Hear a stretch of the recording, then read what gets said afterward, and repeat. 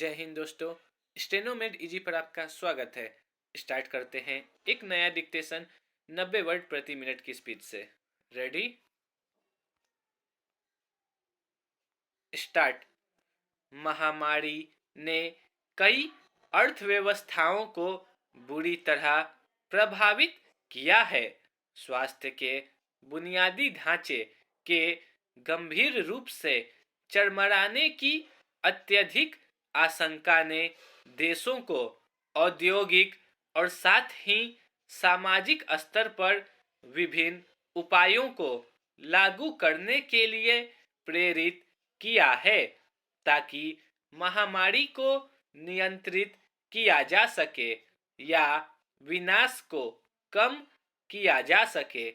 America, Britain, Spain, Italy जैसे विकसित देशों और भारत, चीन, ब्राजील, फिलीपींस आदि जैसे विकासशील देशों ने इसके परिणाम और इसके प्रभाव देखे हैं। कई देशों ने महामारी से समाज को होने वाले नुकसान से बचाने के लिए लंबे समय तक लॉकडाउन नीतियां लागू की। अर्थव्यवस्था के निर्वाह और विकास में महत्वपूर्ण योगदान देने वाले विभिन्न महत्वपूर्ण क्षेत्र प्रभावित हो रहे थे और व्यवसाय या राजस्व के मामले में कोई प्रगति नहीं हो पा रही थी। कुल मिलाकर अर्थव्यवस्थाओं की स्थिति निराशाजनक हो गई थी। विशेष रूप से सूक्ष्म, लघु और मध्यम उद्योगों पर विपरीत प्रभाव पड़ा क्योंकि वे इस तरह की मंदी के लिए सबसे अधिक असुरक्षित थे। हर कोई अंततः स्वास्थ्य तंत्र को मजबूत करने पर ध्यान केंद्रित कर रहा था ताकि संक्रमण को फैलने से रोका जा सके।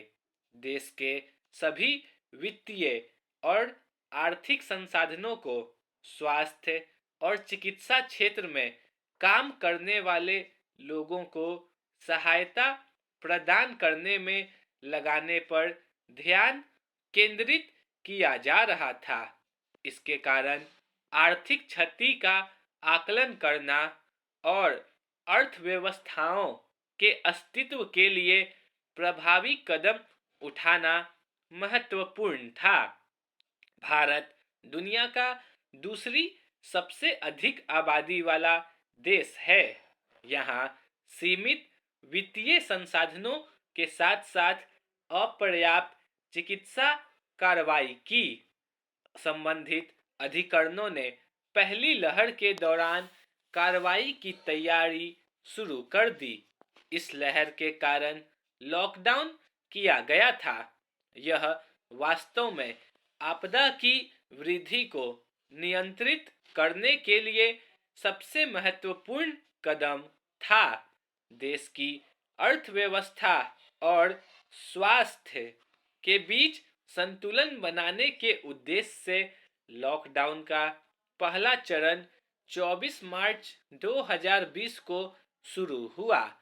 भारतीय अर्थव्यवस्था के प्रमुख रूप से प्रभावित क्षेत्रों में स्थानीय विनिर्माण इकाइयां, मनोरंजन, अचल संपत्ति, शिक्षा, आतिथ्य, रसद, सूचना प्रौद्योगिकी, खुदरा विमानन जैसे क्षेत्र शामिल थे।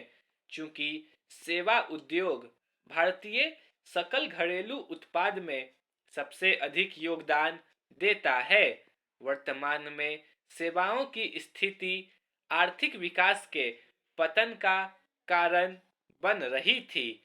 आयात निर्यात, परिवहन, आपूर्ति श्रृंखलाओं के मामले में प्रतिबंधित व्यावसायिक गतिविधियों और अंततः नगण्य या बहुत कम औद्योगिक तथा खुदरा खपत से प्रभावित होने के कारण देश के सूक्ष्म, लघु और मध्यम उद्योग सबसे खराब स्थिति में थे।